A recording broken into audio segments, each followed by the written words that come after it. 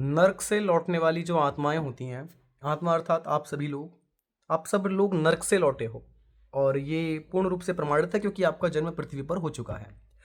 तो नर्क से लौटने वाली आत्माएं इस पृथ्वी पर किस रूप में जन्म लेती हैं? कुष्ठ रोग उनको होगा, या फिर वो अंधे होंगे, या फिर वो लंगड़े होंगे, उनके हाथ नहीं होंगे, या फिर जन्मजात कोई ना कोई बीमारी लेकर के उत्पन्न हो जाएंगे। और यदि ऐसा भी नहीं होगा तो जन्म के कुछ वर्ष पश्चात वो कुछ वर्ष पश्चात वो बोल ही नहीं पाएंगे, बोलना ही उनका बंद हो जाएगा और जीवन भर किसी न किसी प्रकार के रोग से ग्रसित होंगे।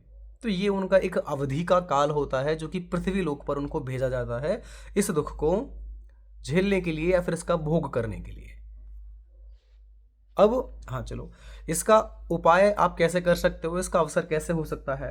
जैसे उदाहरण स्वरूप क्या है कि व्यक्ति को जन्म पृथ्वी पर प्राप्त होते हैं, एक जन्म 1 नंबर से आरंभ हुआ और 100 नंबर तक, यानी कि 1 से 1 to 100 तक व्यक्ति के 100 जन्म गए। पहला जन्म, दूसरा जन्म, तीसरा जन्म, चौथा जन्म करके। तो वीडियो थोड़ी लंबी हो रही है बट इसका उपाय यही है।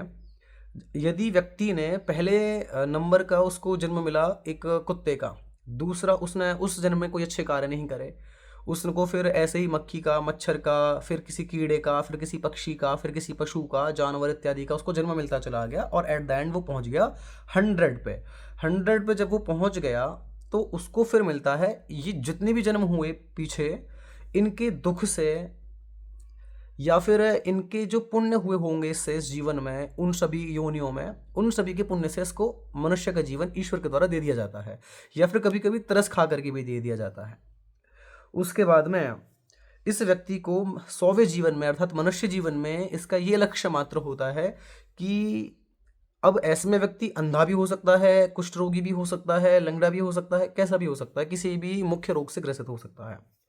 तो ऐसे में इस व्यक्ति के पास में अवसर होता है कि अपने उस 100वें जन्म में, जो मनुष्य का जन्म है, उस जन्म में ऐसे पुण्य कार्य कर ले अर्थात जो कि शास्त्रों में कहे गए हैं कि इन कार्यों को करने से व्यक्ति का दोबारा जन्म पृथ्वी पर नहीं होता। यदि कुष्ठ का रोगी भी है तो एक बार चित्रकूट पर्वत हो आए, यदि जन्म से अंधा है तो एक बार जगन्नाथ हो आए, तिरुपति हो आए, वृंदावन में कुछ समय वास कर ले, है ना, कार्तिक स्वामी के मंदिर कुछ समय वास कर ले। तो ऐसा करने के पश्चात अब क्योंकि वो अंधा होगा तो बहुत अधिक पाप नहीं कर पाएगा इस जीवन में, ऐसा नहीं कि पाप नहीं करेगा, फिर भी बहुत अधिक पाप नहीं कर पाएगा। लंगड़ा होगा तो भी बहुत अधिक पैरों से होने वाले पाप नहीं कर पाएगा, अंधा होगा तो आंखों से होने वाले पाप नहीं कर पाएगा। ये उसके पास में मुख्य एक पॉइंट होता है कि इस प्रकार के पापों को वो व्यक्ति नहीं कर पाएगा। तो वो उन पुण्य कर्मों को करके जो कि शास्त्रों में वर्णित है, अपना जीवन सुखमय बना सकता है जो कि आने वाला होगा, या फिर उसको दोबारा से पृथ्वी पर जन्म नहीं मिलेगा, पुनर्जन्म उसका नहीं होगा। हर हर महादेव।